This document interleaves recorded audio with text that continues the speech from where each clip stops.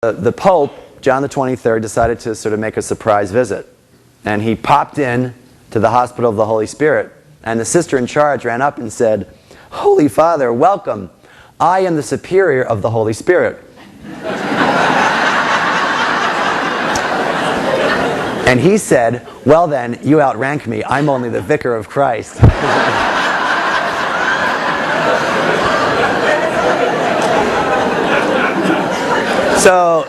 So the saints knew, Blessed John the 23rd and Saint Teresa of Avila knew that there were some serious reasons for joy, humor, and laughter. So let's look at 10 reasons for joy, humor, and laughter in the spiritual life. Number 1, humor evangelizes. Joy, humor, and laughter show one's faith in God. An essentially positive outlook shows people that if you're a Christian, you believe in the resurrection, right? Christ is risen. In the power of life over death, in the power of love over hatred. Or more simply, as a believer, you believe in God.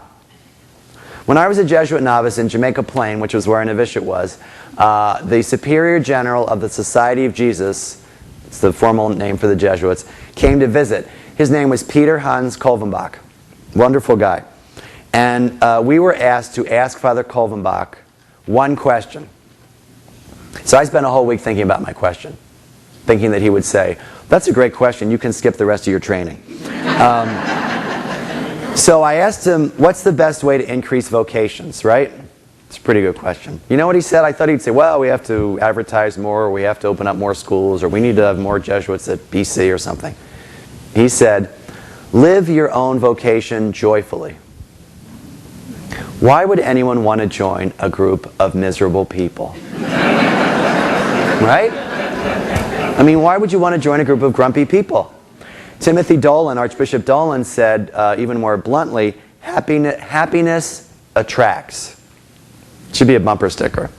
As an aside, the Superior General of the Jesuits is usually called Father General.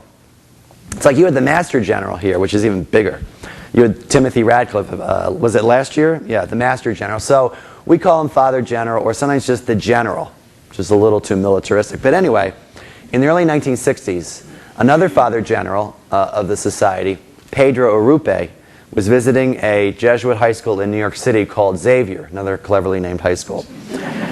At the time, it was a military academy, and all the boys wore uniforms and had guns and stuff like that. As a friend of mine said, yes, every parent's dream, a sophomore with a rifle.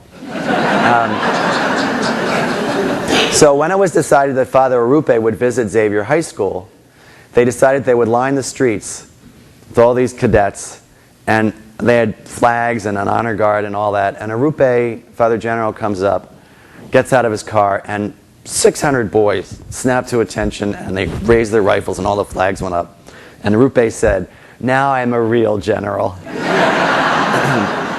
Number 2, humor is a tool for humility. We can tell jokes about ourselves to deflate our egos, which is a good thing, especially for anyone working in an official capacity in the church, where it's very easy to get puffed up. Very, very easy. Someone said to me the other day, watching you celebrate Mass is like watching Jesus celebrate Mass. I mean, you get a big head, and people kiss your hand on the way out. It gets a little crazy sometimes. They right? do? Yeah, they do. Yes. Well, I should explain. I actually asked them to. But it's easy for all of us to get big heads, isn't it? I mean, it's really easy. We all get puffed up. We're all so full of ourselves. Self-deprecating jokes are a great way. Jokes we tell on ourselves, stories we tell about ourselves are really great ways to cut us down to size and to remind us of our essential poverty of spirit, our humanity. For example, that Jesuit joke I told at the beginning is fun to tell. I love the Society of Jesus. I've been in it. I took final vows, as Father was saying. I took final vows a short 21 years after I entered the Jesuits. I was on the AP program.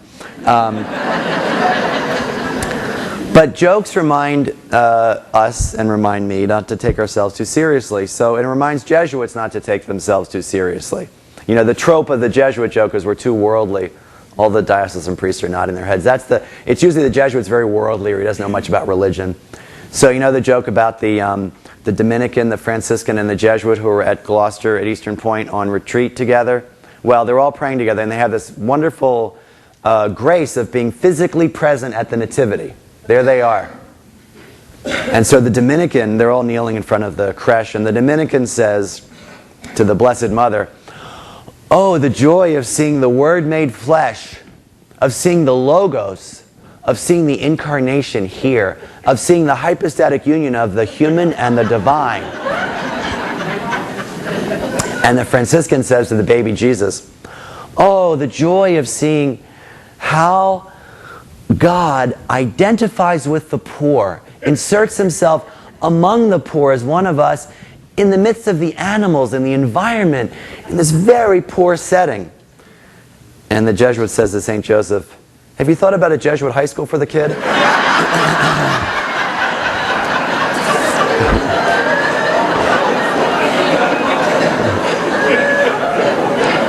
Humor deflates our puffed up egos, right? It reminds us not to take ourselves with such deadly seriousness, right? That goes for people at the very top.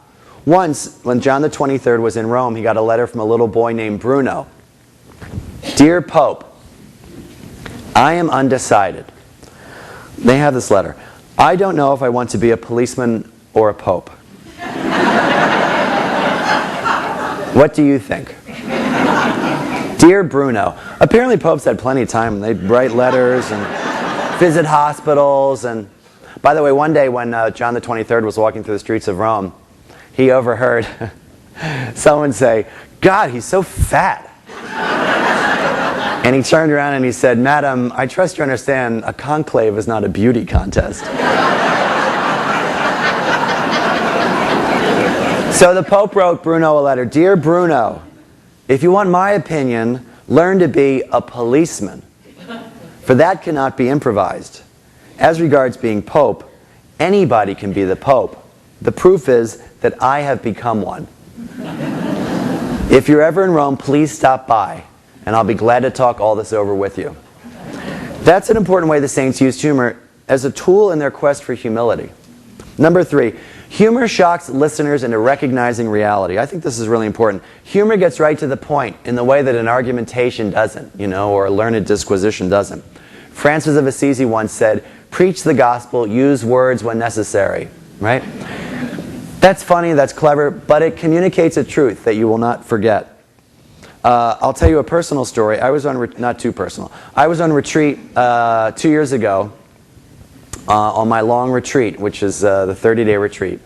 And I was bemoaning the fact that I had taken on all these assignments. I kept saying yes to all these different things. Oh, I'm doing all these speaking gigs, and I'm writing all this stuff, and blah, blah, blah. And I went on and on and on. And my spiritual director said, "Let me tell you a story." I said, "All right. Do you know the story about the man and the cheese sandwich?" And I thought, oh, here we go. No, I don't know the story about the man with the cheese sandwich. So a guy goes into work one day, and he sits down, and he opens up his lunch bag, and he says to his buddy, "Oh my gosh, cheese sandwich, ugh, I hate, they're so dry. To choke them down. I hate cheese sandwiches." And his buddy says, "Well, you want some of mine?" He says, No, I'll eat it. Ugh. So he chokes his cheese sandwich down, and next day, sits down next to his same pal at work, and he opens up his lunch bag and he says, "Oh, I can't believe this, another cheese sandwich. I hate cheese sandwiches."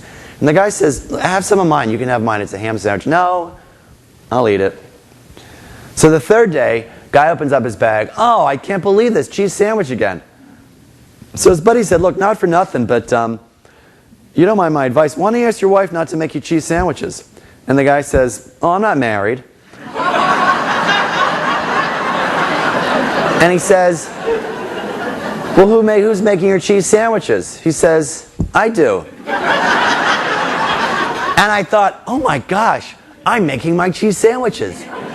I'm saying yes to all this stuff. It's me. You know what? He could have talked till he was blue in the face about saying no. Someone was telling me tonight about the sacred no, saying no to things so you can say yes to something else. This is Richard Rohr's insight.